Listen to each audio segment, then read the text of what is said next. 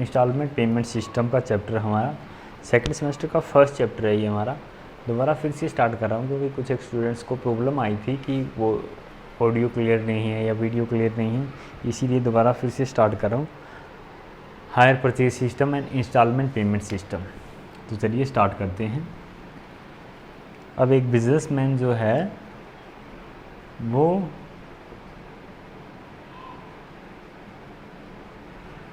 Goods और assets दोनों ही bye करता है। अब जब भी हम बाय करते हैं तो हमारे सामने दो ऑप्शन आ जाते हैं कि हम या तो कैश बाय करें या फिर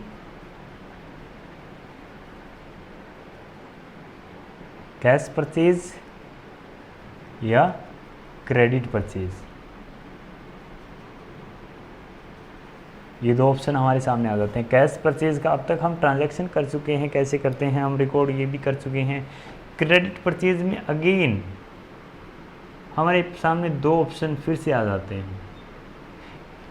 दो की बजाय भी आप कह सकते हो कि एक और मेथड हमारा थर्ड मेथड भी होता है, तो हम कह सकते हैं कि तीन ऑप्शन हमारे सामने होते हैं। एक तो लमसम पेमेंट, दूसरा हायर परचेज और तीसरा है आपका इंस्टॉलमेंट पेमेंट।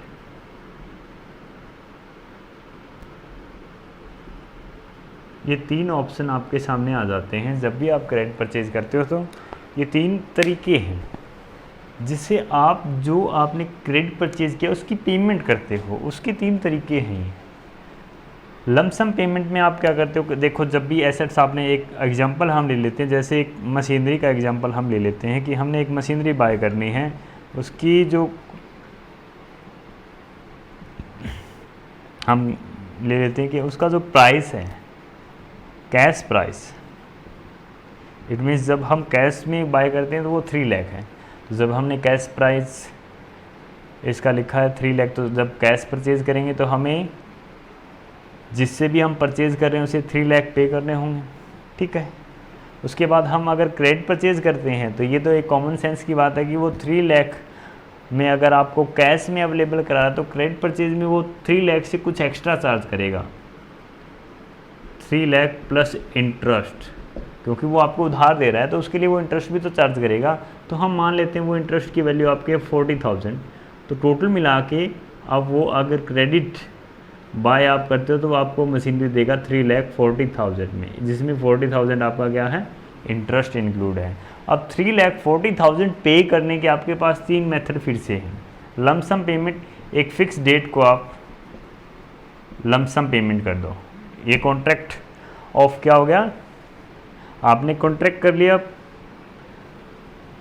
वेंडर के साथ कि इस डेट को मैं आपको ये पेमेंट प्रोवाइड करवा दूंगा, तो वो तो क्या है, लमसम पेमेंट है। एक फिक्स डेट को आप जो वैल्यू है वो पे कर देते हो विद इंटरेस्ट। ये हम यहाँ स्टडी नहीं कर रहे। उसके बाद नेक्स्ट है हायर परचेज सिस्टम के थ्रू अगर आप बाय कर लेते हो, और दूसरा है आपका इंस्टॉलमेंट पेमेंट सिस्टम के थ्रू अगर आप बाय कर लेते हो। हायर परचेज सिस्टम हम बेसिकली तब यूज़ करते हैं जब हमारे पास जो है सफिशिएंट कैश अवेलेबल नहीं होता कि हम लमसम पेमेंट करके या कैश परचेज करके हम एसेट बाय कर लें या गुड्स बाय कर लें। हम ये मेथड चूज़ करते हैं कि कई बार हमारे सामने समस्याएं आ जाती है कि बहुत ज़्यादा हायर वैल्यू की एसेट्स हमें बाय करनी होती है, तो हम उतना एकदम पे नहीं कर पाते और हमें कुछ समय के लिए चाहिए होती है तो हम किराए पे ले लेते हैं। तो एक तरीके से ये किराए पे हमने एसेट ली और वो बाद में हमारी भी बन जाती है अगर हम पूरी की पूरी इंस्टॉलमेंट पे कर देते हैं। तो ये इंस्टॉलमेंट पेमेंट सिस्टम है, ये कॉन्ट्रैक्ट हो जाता है दोनों के बीच में, बायर और सेलर के बीच में, कि एक फिक्स्ड डेट के बाद मैं आपको इंस्टॉलमेंट में पेमेंट दूंगा और ओनरशिप उसी डेट को ट्रांसफ़र हो जाती है जिस डेट को हमने बाय किया। तो दोनों में हम डिफरेंस थोड़ा थोड़ा करके स्टडी कर लेते हैं। कैश परचेज और लमसम पेमेंट तो आपका हो ही गया, इसको हम इग्नोर कर देते हैं। अब हम बढ़ते हैं, हमारे जो दो रह गए क्रेडिट परचेज में, जो दो ऑप्शन रह गए, हायर परचेज सिस्टम और instalment payment system. Hire purchase system में देखो क्या होगा, हमने जो एसेट बाय की है 3,40,000 की, हमने मान लेते हैं मशीनरी बाय की है, 3,40,000 की। अब जब भी हम जैसे मान लेते हैं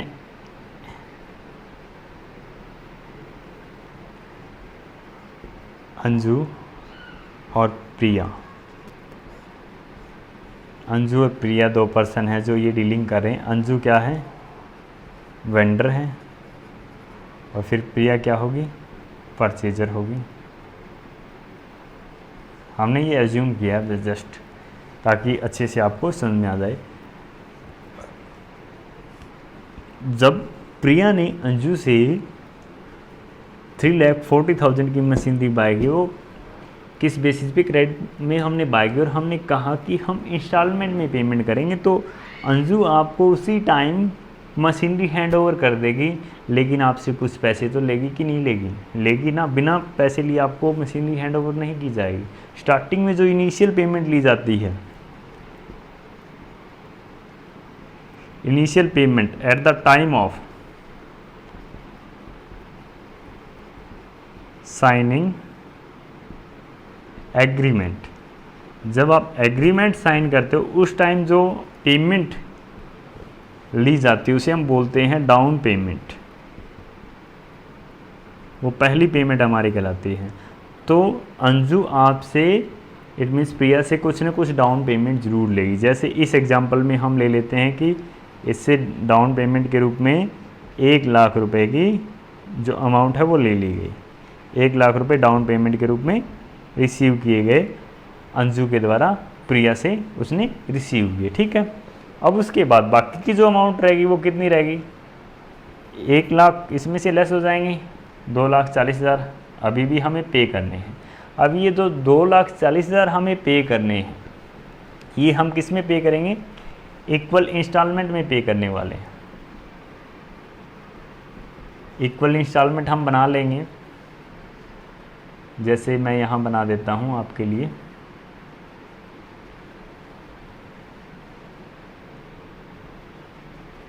थ्री इंस्टॉलमेंट हम बना लेते हैं। 80,000 की पर इंस्टॉलमेंट हमारी होगी, 80,000, 80,000 एंड 80,000। ये जो इंस्टॉलमेंट है ये आपकी एनुअली हो सकती है, मंथली हो सकती है, क्वार्टरली भी हो सकती है, वो डिपेंड करता है टर्म ऑफ एग्रीमेंट के अकॉर्डिंग।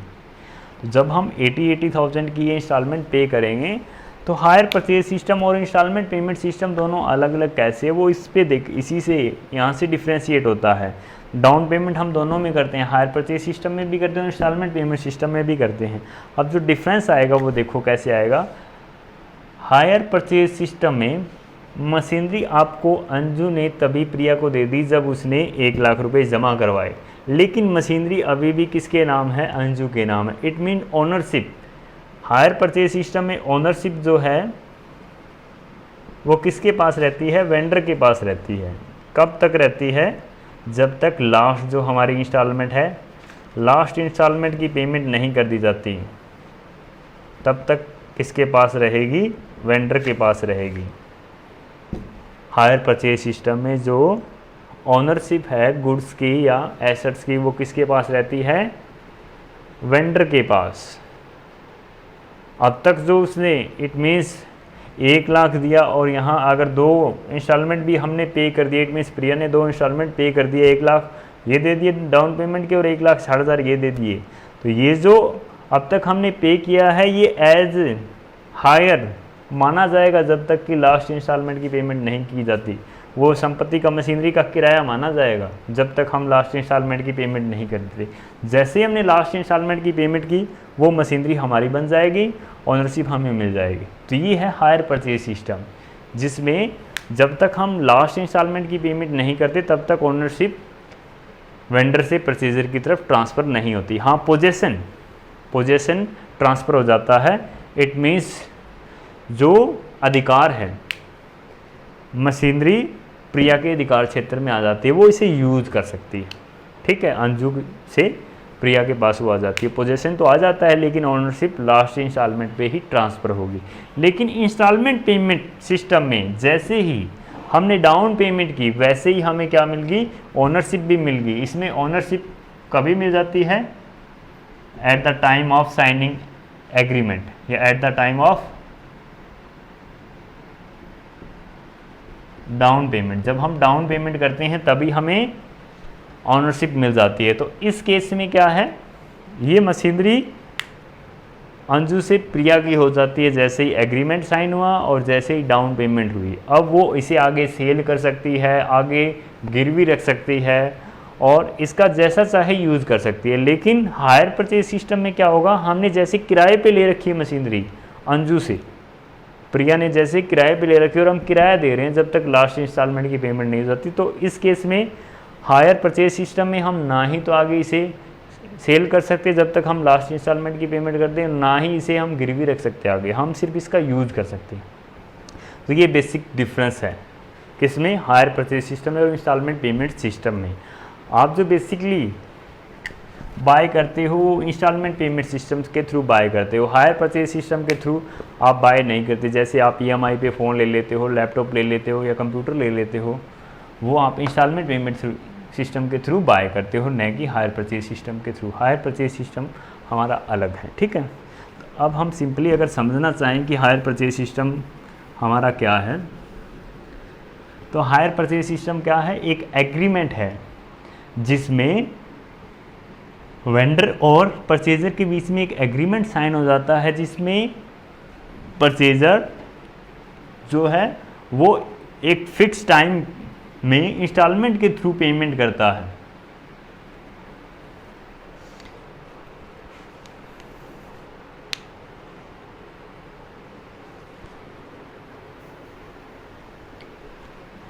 तो अब हायर परचेज सिस्टम को हम थोड़ा सा और डीपली समझ लेते हैं।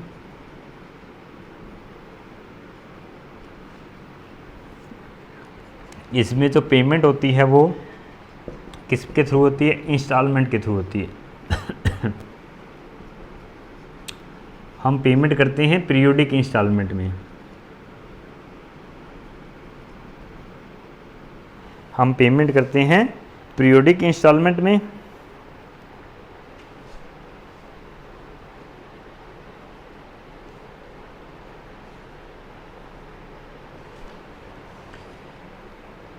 और ओनरशिप जो है,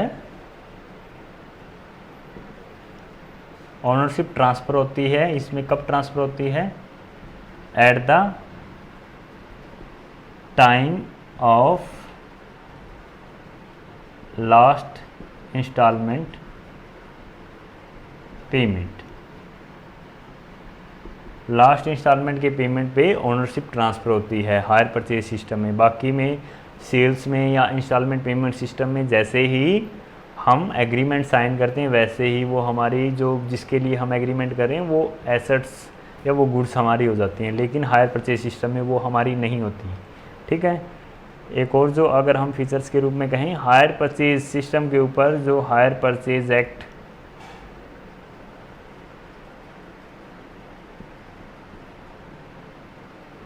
1972 लागू होता है। बाकी जो सेल परचेज होती है उसके ऊपर सेल्स ऑफ गुड्स एक्ट 1930 लागू होता है, ठीक है। इसके ऊपर हायर परचेज एक्ट 1972 लागू होता है। उसके बाद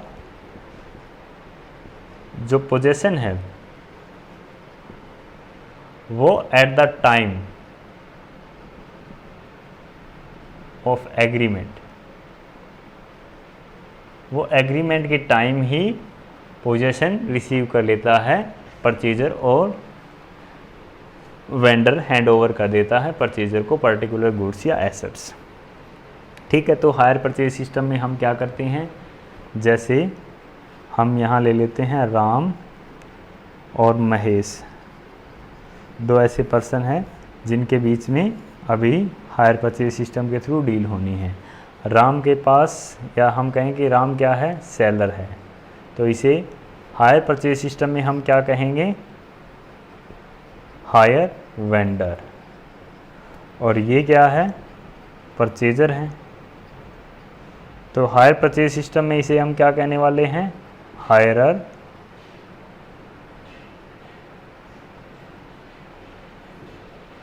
और hire vendor, sorry hire purchaser. हम या तो इसे हायरर बोलेंगे या फिर हायर परचेजर बोलेंगे, ठीक है।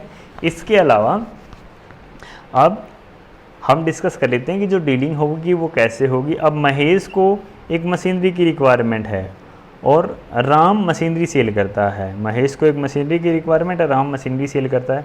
अब महेश के पास इतने सफिशिएंट पैसे नहीं है कि वो एकदम पेमेंट कर दे, तो वो रमेश से कांटेक्ट करता है कि मुझे मशीनरी चाहिए, ठीक है, और मैं हायर परचेज सिस्टम के थ्रू बाय करना चाहता हूँ। तो राम ने बताई मशीनरी की कीमत कि अगर तुम बाय करोगे हायर परचेज सिस्टम के थ्रू तो तुम्हें मिलेगी मशीनरी 3,40,000 में, और अगर तुम बाय करते हो कैश तो वो मिलेगी तुम्हें 3 लाख में।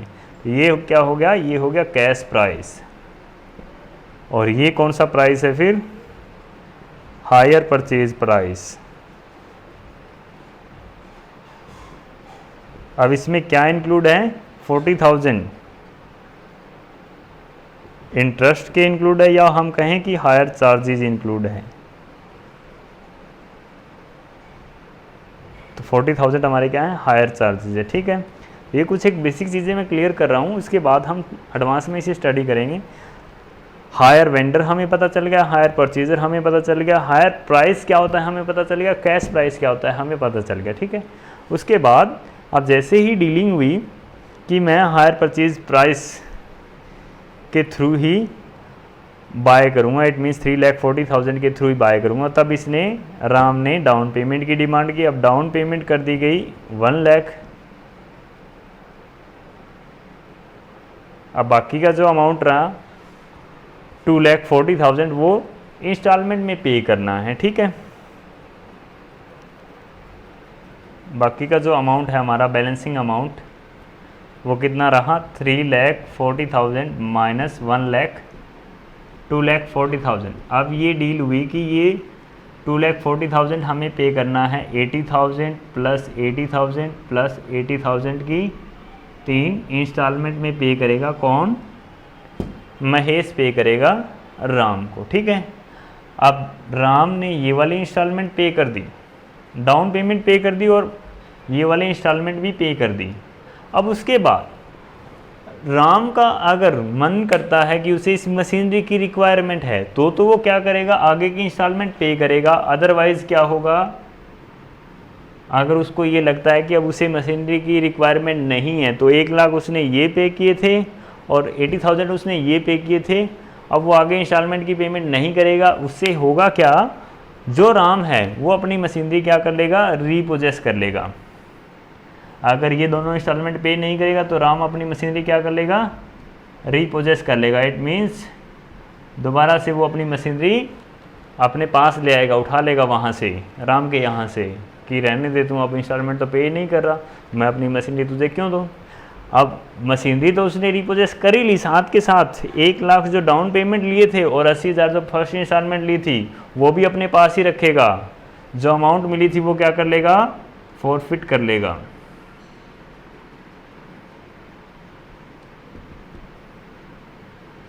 जब्त कर लेगा। किस रूप में, कि वो हायर चार्जेस थे, तुमने इतने समय तक मेरी मशीनरी यूज़ की तो उसका वो किराया था। तो हम इसे दूसरे तरीके में भी कह सकते हैं कि हायर परचेज सिस्टम में हायरर को ये राइट होता है कि वो किसी भी टाइम इस एग्रीमेंट को टर्मिनेट कर सकता है। जैसे महेश किसी भी टाइम पहली इंस्टॉलमेंट पे करने के बाद कह सकता है कि मैं नहीं देता हूँ, तो वो टर्मिनेट हो गया एग्रीमेंट। अब बाकी की अमाउंट के लिए राम उसे फोर्स नहीं कर सकता, ना ही उसके खिलाफ केस फाइल कर सकता। अब बाकी जो रह गए थे हमारे 1,60,000, इसके लिए राम केस फाइल नहीं कर सकता महेश के ऊपर। हाँ, वो अपनी मशीनरी उठा लेगा और ये जो पैसे उसे मिले हुए हैं वो जब्त कर लेगा। दूसरा, जो हायर वेंडर होता है उसके पास राइट होता है मशीनरी को रिपोजेस करने का और जो अमाउंट उसे अब तक मिली है उसको फॉरफिट करने का, ठीक है। तो ये मेन की फीचर्स हैं हायर परचेज सिस्टम के। अब अगर बाय चांस महेश को ज़रूरत है इस मशीनरी की तो वो लास्ट तक पेमेंट करेगा। लास्ट तक पेमेंट जैसे ही ये पेमेंट की, ऑनरशिप ट्रांसफ़र हो जाएगी राम से महेश के और मशीनरी बन जाएगी महेश की। अब जैसा चाहे वैसा यूज़ कर सकता है महेश मशीनरी का, वो आगे भी से बेच सकता है। तो ये था हायर परचेज सिस्टम, ठीक है। अब हम डिस्कस कर लेते हैं इसके लीगल प्रोविज़न या कैरेक्टरिस्टिक्स। लीगल प्रोविज़न या कैरेक्टरिस्टिक्स में सेम वही चीज़ें, एक तो पहली चीज़ तो मैंने आपको बता दी कि इसके ऊपर जो एक्ट है वो कौन सा अप्लीकेबल होता है, 1972 हायर परचेज सिस्टम 1972 एक्ट इसके ऊपर अप्लीकेबल होता है। उसके बाद जो कुछ एक प्रोविज़न या कैरेक्टरिस्टिक्स बताई गई वो वन बाय वन हम स्टडी करेंगे। First, right to use. Right to use में right to use the goods,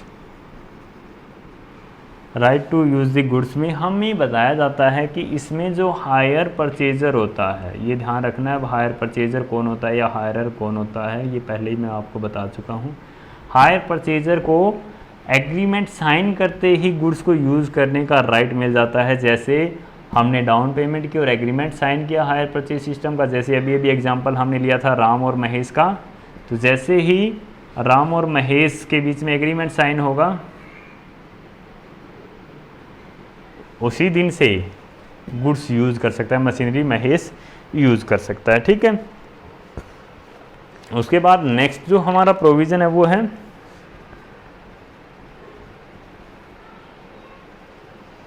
payment in instalment. जो राम को पेमेंट की जाएगी, इट मीन्स जो हायर वेंडर को पेमेंट की जाएगी वो इंस्टॉलमेंट में पे की जाएगी, और इंस्टॉलमेंट में जो पेमेंट की जाएगी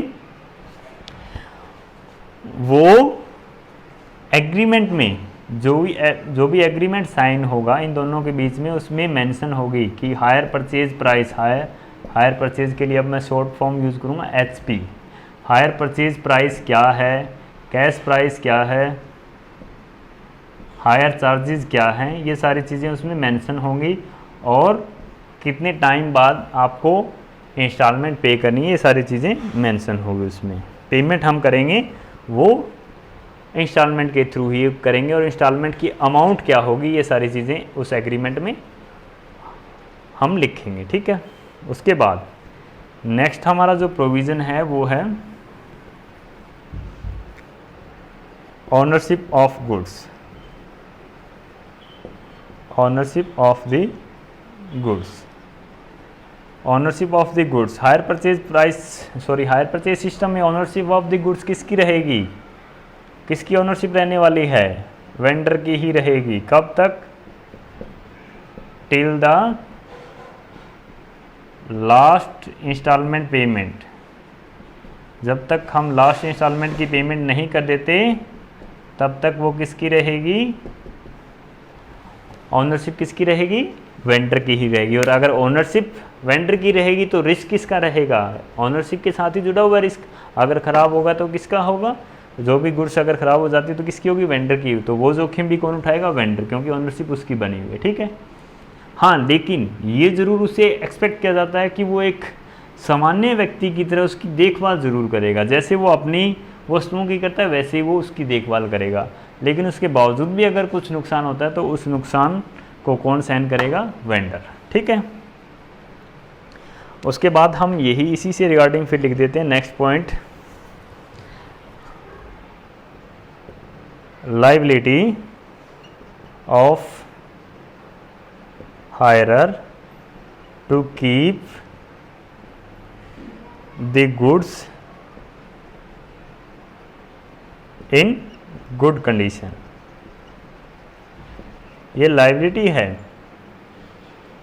हायरर की या हायर परचेजर की कि वो गुड्स को जैसे अपनी गुड्स को रखता है वैसे ही संभाल के यूज़ करे और संभाल के रखे, एक सामान्य व्यक्ति की तरह। और इसी से रिगार्डिंग जो अभी हमने डिस्कस किया था, loss occurring borne by the seller, जो भी लॉस होगा वो कौन सहन करेगा, कि अभी भी आपको बताया था, जो कि ओनरशिप अगर वेंडर की है तो लॉस भी कौन सहन करेगा, ओनर ही सहन करेगा। ओनर मीन्स जो वेंडर है वही सहन करेगा। उसके बाद इसी से रिगार्डिंग, ओनरशिप से रिगार्डिंग नेक्स्ट हम स्टडी कर लेते हैं sixth, no right to sell और प्लेस द गुड्स। ओनरशिप किसकी है, वेंडर की। तो हायर परचेजर के पास उसे अगेन सेल करने का या उसे गिरवी रखने का कोई भी अधिकार नहीं है, क्योंकि उसकी खुद की है ही नहीं वो। तो खुद की अगर कोई मशीनरी या गुड्स है ही नहीं तो वो कैसे सेल कर सकता है किसी थर्ड पर्सन को। तो ये तो वही बात होगी जैसे किसी फ्रेंड को आपने बुक दे दी पढ़ने के लिए और उस फ्रेंड ने अगर आगे बेच दी, तो क्या उसके पास ऐसा अधिकार है? अगर आपने उस फ्रेंड को सेल कर दी थी जो बुक्स है, फिर वो अगेन आगे सेल कर सकता है क्योंकि उसकी ओनरशिप ट्रांसफ़र हो जाती है। लेकिन अगर आपने बुक उसे स्टडी करने के लिए दी थी तो वो सेल आगे कर ही नहीं सकता। तो ये तो सेम वही बात, ठीक है। उसके बाद नेक्स्ट हम स्टडी कर लेते हैं। नेक्स्ट इसका प्रोविज़न 6 तक हो गए। इसके बाद हम नेक्स्ट स्टडी कर लेते हैं 7th हमारा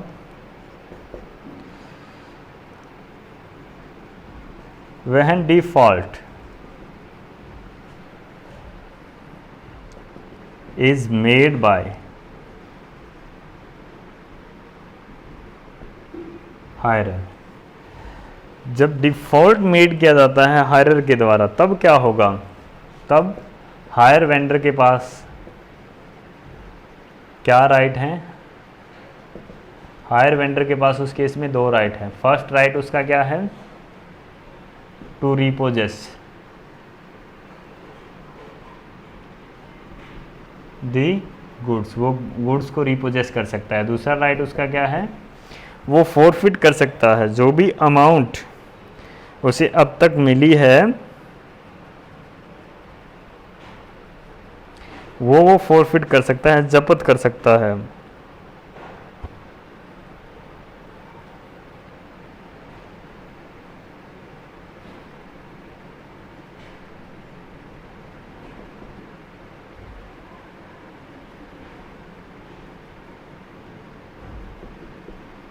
ऑलरेडी पेड अमाउंट, जो अमाउंट अब तक पे कर दिया गया है उसे वो क्या कर सकता है?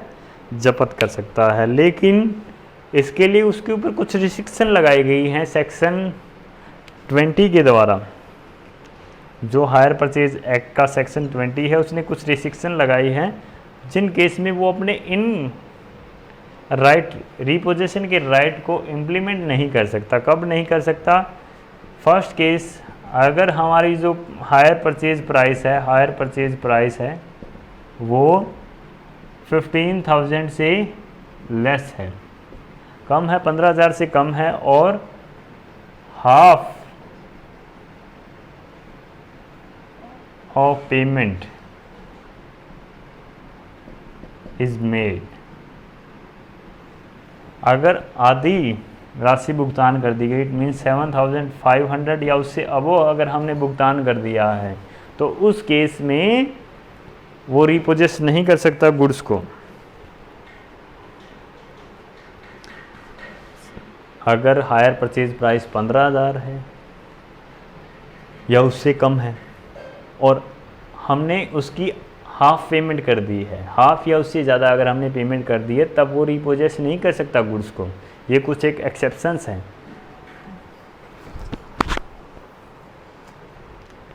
इसके अलावा दूसरा, अगर जो हायर परचेज प्राइस है वो बहुत ज़्यादा हायर है, इट मीन्स वो बहुत ज़्यादा है, जैसे करोड़ों में, वो जैसे 1 करोड़ अगर आपका हायर परचेज प्राइस है, उस केस में अगर हमने थर्ड पार्ट, इट मीन्स 3/4 अगर हमने पेमेंट कर दी है, इट मीन्स हम कहें कि 75 लाख अगर या उससे ज़्यादा हमने पेमेंट कर दी है, तब भी वो अपना रिपोजेशन का राइट इम्प्लीमेंट नहीं कर सकता। तो ये 1-2 एग्जाम्पशंस हैं जिसमें वो रिपोजेशन का राइट इम्प्लीमेंट नहीं कर सकता। अब फॉरफीचर से रिलेटेड, फॉरफीचर वो अमाउंट फॉरफिट कर सकता है, लेकिन फॉरफिट कितनी कर सकता है?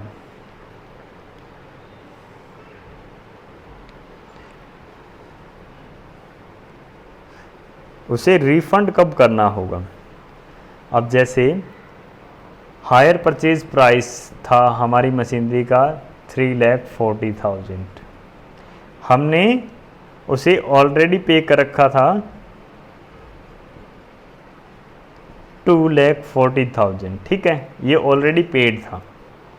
और उसके बाद अगर उस डेट को, जिस डेट को मशीनरी रीपोजेस की जाती है, उस डेट को मशीनरी की वैल्यू हम मान लेते हैं कि मशीनरी की उस डेट को वैल्यू थी 1,60,000, उस डेट को मशीनरी की वैल्यू थी। अगर हम मार्केट में वो सेल करें तो 1,60,000 की वो सेल हो रही है, उसका मूल्यांकन अगर हम करवाएं तो 1,60,000 आता है। तो उस केस में ये जो हायर परचेज प्राइस है उससे अबो जो अमाउंट बनती है, एक तो ऑलरेडी उसने जो रिसीव कर रखा है प्लस मशीनरी की जो वैल्यूएशन की जाती है, तो यहाँ से वैल्यूएशन और इसका टोटल कितना हो गया 4 लाख। तो 3,40,000 से जो अबो अमाउंट है 60,000 वो उसे क्या करना होगा, रिफंड करना होगा किसे, हायर परचेजर को। इट मीन्स वो सारा का सारा जब्त नहीं कर सकता। इसके अलावा इसे रिफंड करने के साथ साथ एक और राइट भी है,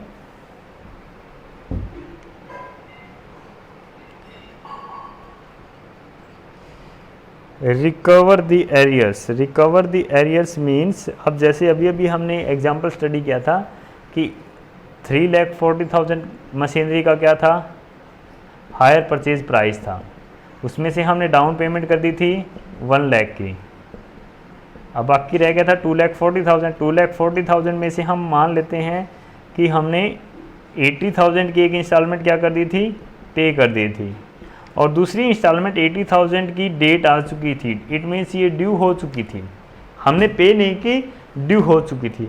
अब ड्यू हो चुकी थी, ये रिपोजेस करेगा उस टाइम को तो ये ड्यू हो चुकी थी।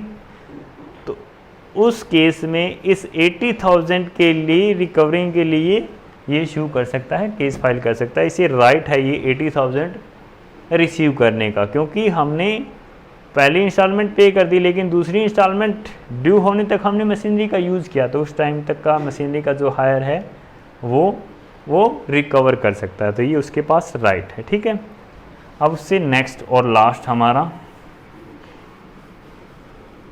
लीगल प्रोविज़न हायर परचेज से regarding, right of the hirer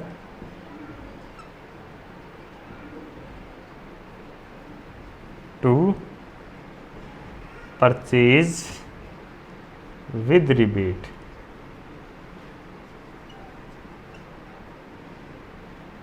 हायरर के पास एक और राइट अवेलेबल होता है, जो इट मीन्स जो हायर परचेजर होता है उसके पास एक और राइट अवेलेबल होता है कि वो रिबेट के साथ बाय कर सकता है गुड्स को। जैसे अभी अभी हमने एक एग्जांपल लिया था, मशीनरी जिसका हायर परचेज प्राइस था 3,40,000, उसमें से डाउन पेमेंट हमने कर दी थी 1 लाख की, अब बाकी रह गया था 2,40,000। 2,40,000 में से फर्स्ट इंस्टॉलमेंट अब हमने फिर से पे कर दी, अब बाकी कितना रह गया 1,60,000। अब अगर हम चाहें तो इसी डेट को 1,60,000 पे करके तो हम खरीद ही सकते हैं, लेकिन हम कुछ रिबेट के साथ पूरी की पूरी पेमेंट करके इसी डेट को हम खरीद सकते हैं इस एसेट को। अदरवाइज़ तो हमें क्या करना होगा, 2 इंस्टॉलमेंट और पे करने होगी, फिर हमारी मशीनरी होगी। लेकिन अगर हमारे पास इसी दिन को पैसा हो जाता है सफिशिएंट, तो हम कुछ छूट के साथ ये मशीनरी 1,60,000 की तो रहती है, 1,60,000 में से कुछ छूट प्राप्त करके हम इसे खरीद सकते हैं, रिबेट प्राप्त करके हम इसे खरीद सकते हैं। वो रिबेट अब कैलकुलेट कैसे होगी, ऑब्वियस सी बात है कि 1,60,000 पेंडिंग थे तो रिबेट भी हमें इसी अमाउंट पे मिलेगी। अब वो रिबेट कैलकुलेट आप कैसे करोगे, रिबेट इज इक्वल टू आपका क्या होगा 2/3 of total higher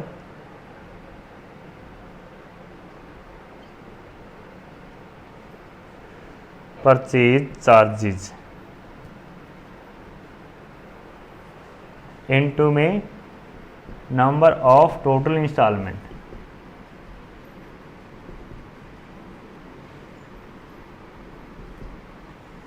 divide by total number of, sorry ये है number of instalment, number of instalment not yet due, not yet due, जो अब तक ड्यू नहीं हुई है, divide by total number of instalment, जो टोटल इंस्टॉलमेंट थी हमारी।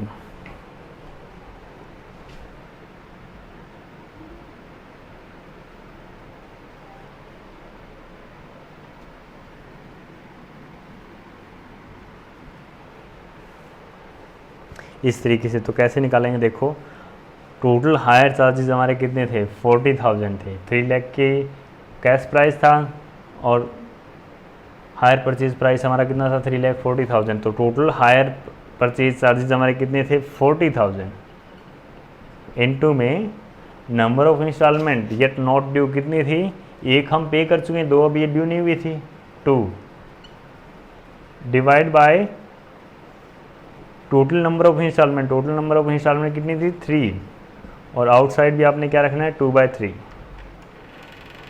इस तरीके से आप वैल्यू निकालोगे तो वैल्यू आपकी क्या आ जाएगी, 2 × 2 4, 1,60,000 डिवाइड बाय 9 से आप डिवाइड करोगे इसे, 1 यहाँ रह गए 7,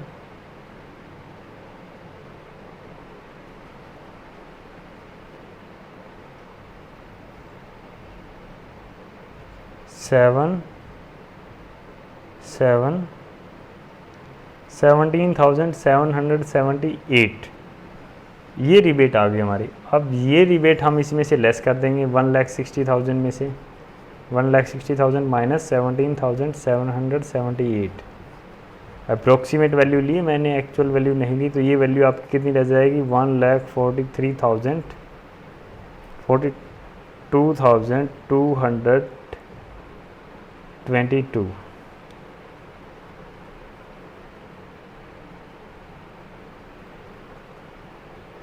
तो ये अमाउंट हम पे करके मशीनरी उसी डेट को बाय कर सकते हैं जिस डेट को हमने फर्स्ट इंस्टॉलमेंट पे कर दी थी, ठीक है। तो ये रिबेट आप इस तरीके से निकाल के बाय कर सकते हो। तो ये थे इसके लीगल प्रोविज़न। अब उसके बाद नेक्स्ट जो हमारा टॉपिक है, एक छोटा सा टॉपिक और हम कवर अप कर लेते हैं, difference between higher purchase system and credit sale. Credit sale में और हायर परचेज सिस्टम में क्या क्या डिफरेंस है। तो ये वैसे तो मैं बता ही देता हूँ आपको, लिखवाने की आवश्यकता ही नहीं है बोर्ड पे, और अगर आपने हायर परचेज सिस्टम अच्छे से समझ लिया तो आप खुद भी कर सकते हो। फर्स्ट एक्ट से रिगार्डिंग है, इसके ऊपर जो हायर परचेज सिस्टम उसके ऊपर एक्ट 1972 लागू होता है, उसके ऊपर सेल ऑफ गुड्स एक्ट 1930 लागू होता है। दूसरा nature of contract, higher purchase system में आप सिर्फ एग्रीमेंट साइन करते हो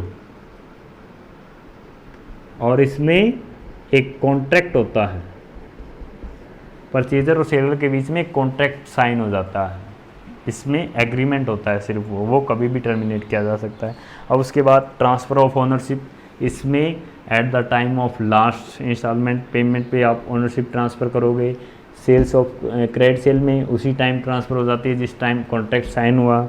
उसके बाद मेथड ऑफ पेमेंट, इसमें आप मेथड ऑफ पेमेंट इंस्टॉलमेंट में पे करते हो, इसमें आप लमसम भी पे कर सकते हो और इंस्टॉलमेंट में भी पे कर सकते हो, वो डिपेंड करता है कॉन्ट्रैक्ट के टर्म के ऊपर। उसके बाद नेक्स्ट हमारा राइट ऑफ रीपोजेशन ऑफ गुड्स, इसमें आप रीपोजेस कर सकते हो अगर डिफ़ॉल्ट किया जाता है, इसमें आप रीपोजेस नहीं कर सकते। अगर आपने क्रेडिट सेल कर दी और वो इंस्टॉलमेंट में पेमेंट कर रहा है, अब जैसे क्रेडिट सेल की थी आपने 3 लाख की, उसने 1 लाख उसी टाइम दे दिए डाउन पेमेंट के, बाकी कहता है कि 2 लाख मैं दूंगा इंस्टॉलमेंट में दे दूंगा 50,000 की। अब उसने 2 इंस्टॉलमेंट और दे दी, 2 इंस्टॉलमेंट उसने पे कर दी, इट मीन्स 1 लाख उसने पे कर दिए थे, 1 लाख अभी भी बकाया है। तो इस केस में अगर वो क्रेडिट सेल है तो सेलर रीपोजेस नहीं कर सकता गुड्स को, वो सिर्फ 1 लाख के लिए केस फाइल कर सकता है क्रेडिट सेल में। लेकिन हायर परचेज सिस्टम के थ्रू अगर गुड्स सेल की गई है तो वो रिपोजेस कर सकता है गुड्स को। अब इसी से regarding recovery of arrear, credit sale में हम केस फाइल कर सकते हैं एरियर की रिकवरी के लिए, लेकिन इसमें हम केस फाइल नहीं कर सकते। उसके बाद रिस्पॉन्सिबिलिटी ऑफ लॉस, लॉस की रिस्पॉन्सिबिलिटी किसकी रहेगी? हायर परचेज सिस्टम में ऑनरशिप किसके पास रहती है? वेंडर के पास, तो लॉस भी वही साइन करेगा। हायर परचेज सिस्टम के अलावा क्रेडिट परचेज में जो ओनरशिप है वो तभी ट्रांसफ़र हो जाती है, तो इसमें जो परचेजर है वही लॉस बॉन्ड करेगा। राइट टू सेल्स और प्लेज, राइट टू सेल और प्लेज वो आगे गिरवी रख सकता है कि नहीं रख सकता? हायर परचेज सिस्टम में नहीं रख सकता, ना ही आगे वो सेल कर सकता, लेकिन इसमें वो सेल भी कर सकता है और गिरवी भी रख सकता है। टर्मिनेशन ऑफ द कॉन्ट्रैक्ट, इसमें जब चाहे तब हायरर टर्मिनेट कर सकता है एग्रीमेंट को, इसमें टर्मिनेट नहीं किया जा सकता। इसमें आपको पैसे पे करने ही होंगे एक बार अगर आपने कॉन्ट्रैक्ट साइन कर दिया तो, ठीक है। तो ये डिफरेंसेस थे, आप स्टडी कर लेना। आज के लिए बस इतना ही, बाकी कल करेंगे।